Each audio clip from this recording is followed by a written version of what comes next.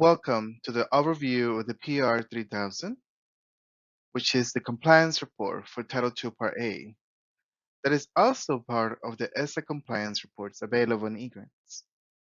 My name is Gerardo Ramirez, and I am the Title II Part A Program Director at the Texas Education Agency.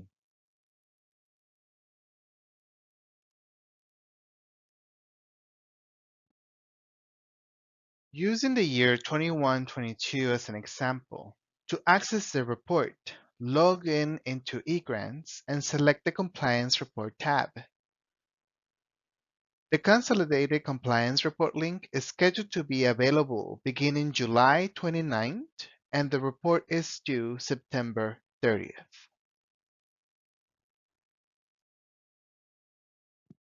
The table of contents for the Consolidated Compliance Report will initially have only one active link for the GS 2100, Applicant Information.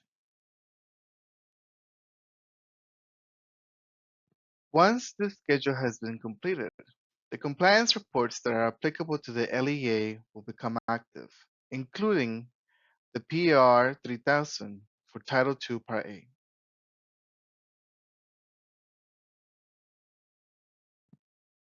Before we discuss the PR3000, I want to go over the navigation buttons.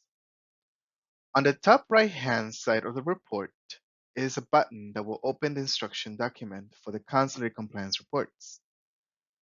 At the bottom of the screen are the buttons to navigate back to the table of contents, to open a printable version for the PR3000, and to save the report.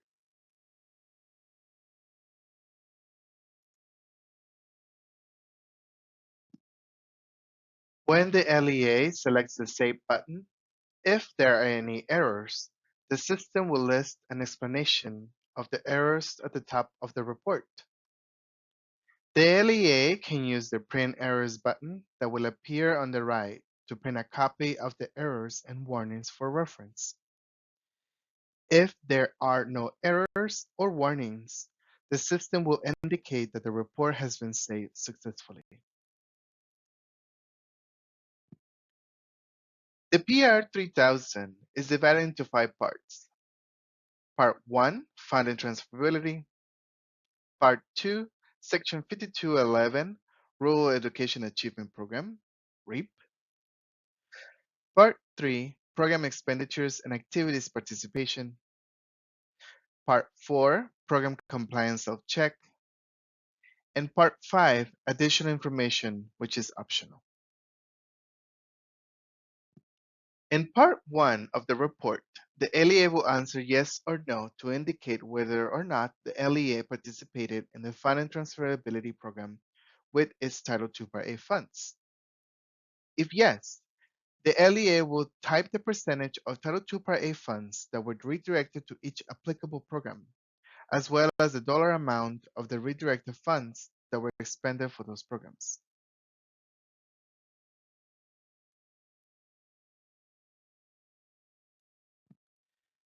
In Part 2 of the report, the LEA will answer yes or no to indicate whether or not the LEA participated in the Rural Education Achievement Program with its Title II Part A funds. If yes, the LEA will type the percentage of Title II Part A funds that were redirected to each applicable program, as well as the dollar amount of the redirected funds that were expended for those programs. Please note that if the totals under alternative uses of funding in Part 2B add up to 100%, or if the combined totals under alternative uses of funds in Part 2B and under funding transferability in Part 1B add up to 100%, then Parts 3 and 4 will be disabled.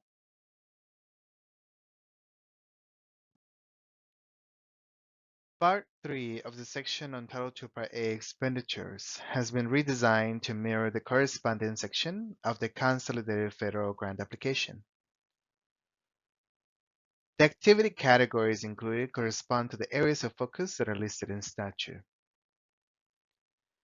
The LEA should indicate the amount of Title II Part A funds expended for each area of focus, lines 1 to 3. In line 4, type the amount of Title II Part A funds that have been expended for other allowable activities not included in lines 1 to 3. The LEA will need to keep documentation of such expenditure and its determination of allowability locally on file and readily available upon request by TEA and/or an auditor. In Part 4 of the Title II Part A Compliance Report, we have the Program Compliance Self-Check, which we will use as part of our program monitoring.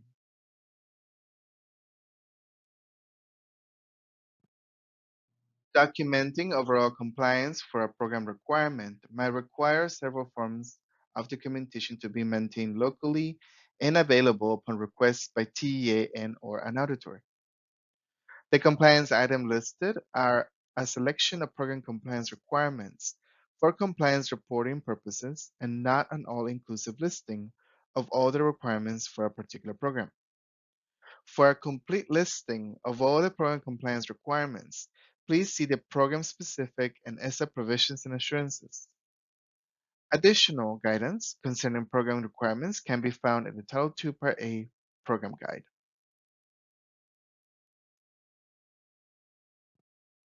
The following Title II Part A compliance items have been selected for inclusion in the ESA Consolidated Compliance Report PR3000. Part 4 Program Compliance Self-Check includes alignment with the challenging state academic standards, meaningful consultation, coordination, prioritization of funds, and system of professional growth and improvement. When responding to the self-check questions, the LEA will indicate whether it is in compliance or not in compliance with each of the program requirements listed. In compliance means that the LEA is assuring that it has documentation readily available. Any or all documentation listed for the requirement might be requested during a validation or an audit. Not in compliance means the LEA acknowledges that it is not in compliance with the requirement. The LEA will use the space provided to explain how it plans to come into compliance for the following year. Not applicable is only an option for some questions. Part 4 of the PR3000 deals with the requirement that the LEA's Title II Part A activities will be aligned with the challenging state academic standards.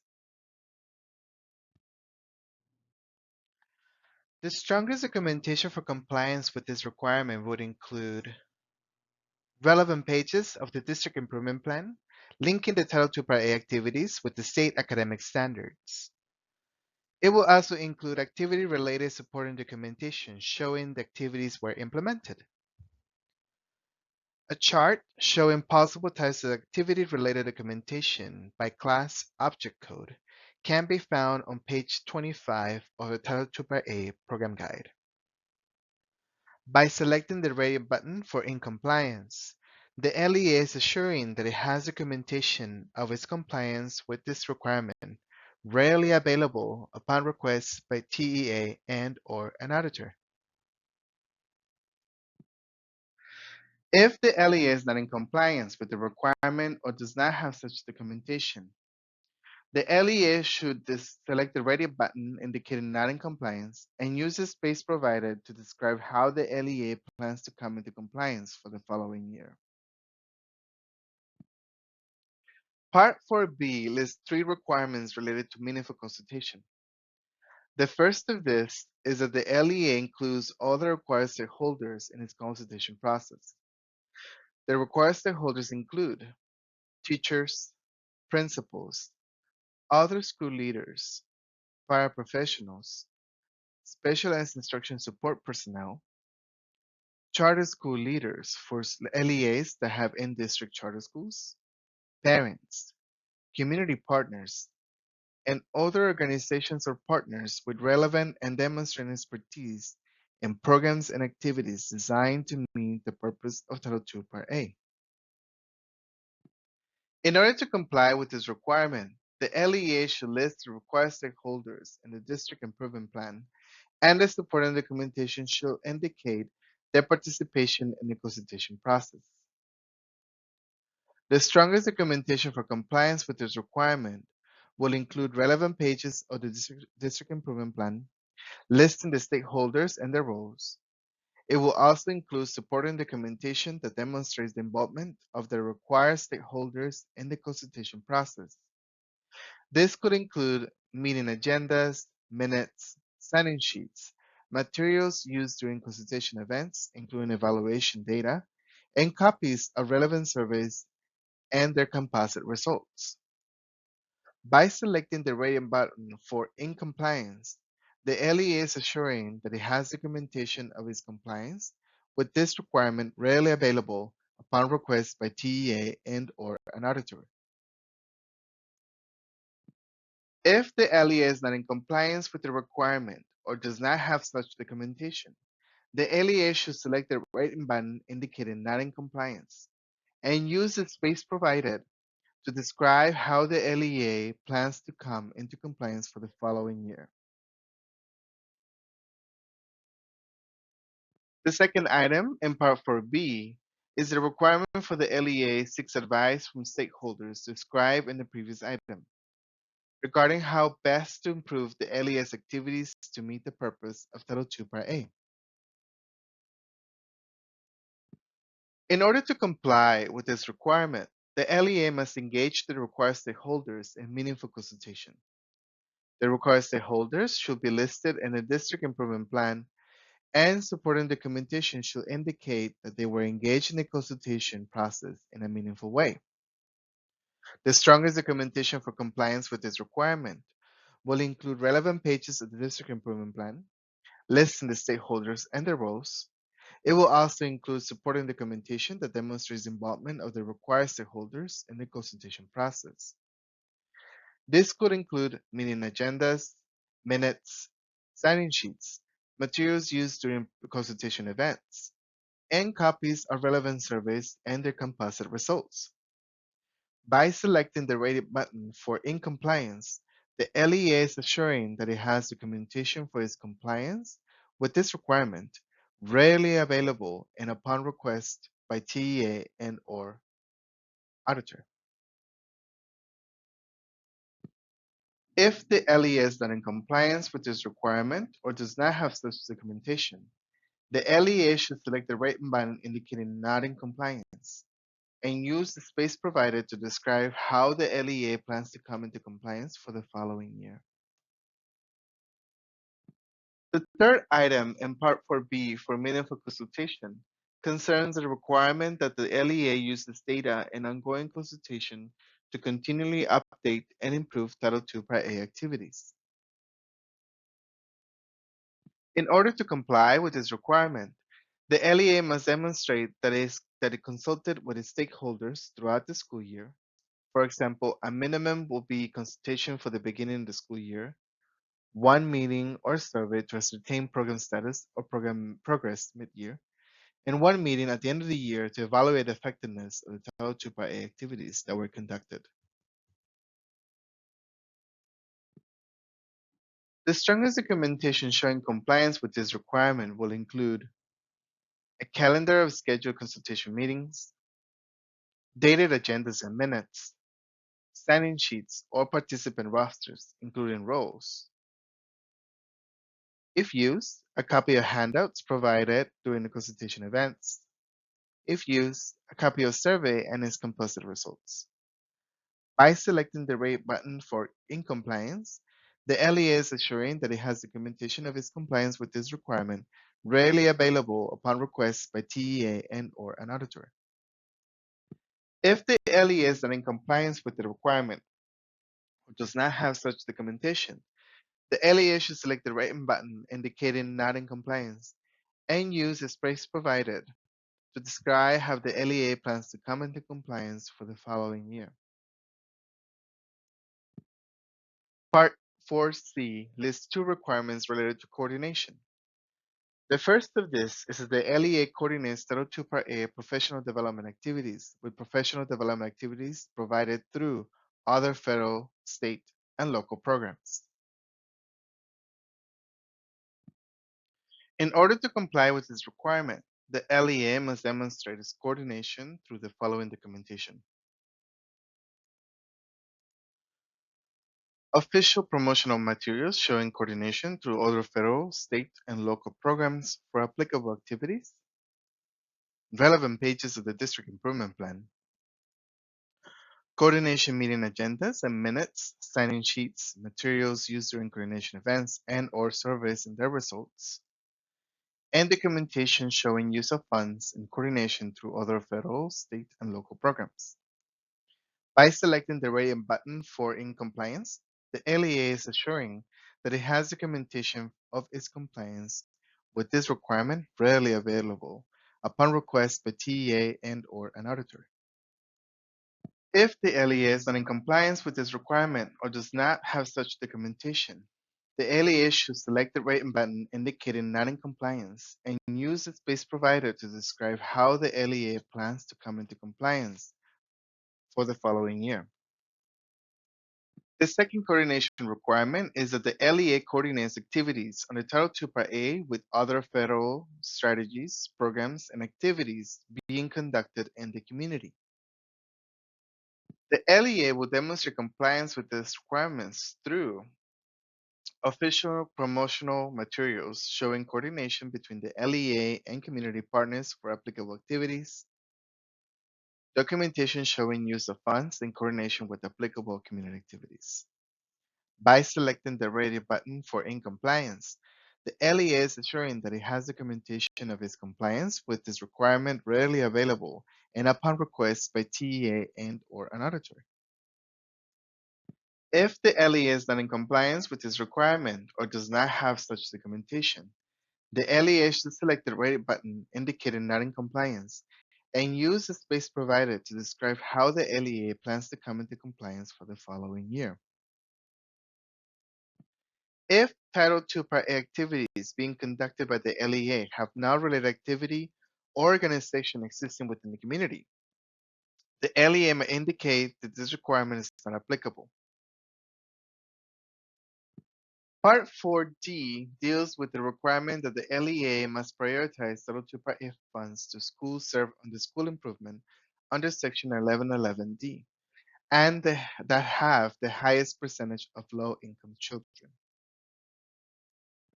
In order to comply with this requirement, the LEA must document how it prioritizes its Title II Part A funds based on the campus school improvement status and low income percentage. The strongest documentation for compliance with this requirement will include relevant pages of the District Improvement Plan describing how the LEA's Title II Part A funds are prioritized to campuses based on school improvement status and percentage of low income children. The LEA could include a chart showing campus names, school improvement status, poverty percentage, and Title II allocation amounts. By selecting the red button for in compliance, the LEA is assuring that it has documentation of its compliance with this requirement readily available upon request by TEA and/or an auditor. If the LEA is not in compliance with this requirement or does not have such documentation, the LEA should select the red button indicating not in compliance and use the space provided to describe how the LEA plans to come into compliance for the following year. Part 4E deals with the requirement that the LEA must have a system of professional growth and improvement, such as induction for teachers, principals, or other school leaders and opportunities for building the capacity of teachers, as well as opportunities to develop meaningful teacher leadership. In order to comply with this requirement, the LEA must have documentation related to a system of professional growth and improvement. The strongest documentation for compliance with this requirement will include relevant pages of the District Improvement Plan describing the LEA's system of professional growth and improvement, as well as supporting documentation showing its implementation. By selecting the red button for in compliance, the LEA is assuring that it has documentation for its compliance with this requirement readily available upon request by TEA and/or an auditor. If the LEA is not in compliance with this requirement or does not have such documentation, the LEA should select Ready button indicating not in compliance and use the space provided to describe how the LEA plans to come into compliance for the following year. If the LEA has any additional information relevant to PR3000 that it wishes to include, it might be typed into the space provided in Part 5. If the LEA needs assistance in completing the PR3000, there are resources available. The following resources are available on our website to assist LEAs in completing the compliance report: schedule mockups, the program compliance of chef guide, the instruction document, and the instruction video. LEAs may also reach out to the Regional Education Center staff who are available to provide technical assistance and support prior to submission of the compliance report. ESC staff are also available to provide technical assistance to any LEA that report not in compliance for any of the compliance subject items. The purpose of the technical assistance will be to assist the LEA in meeting compliance in the following year. Thank you so much for your time and attention. If you have any questions, please reach out to support@tea.texas.gov or to any other information listed.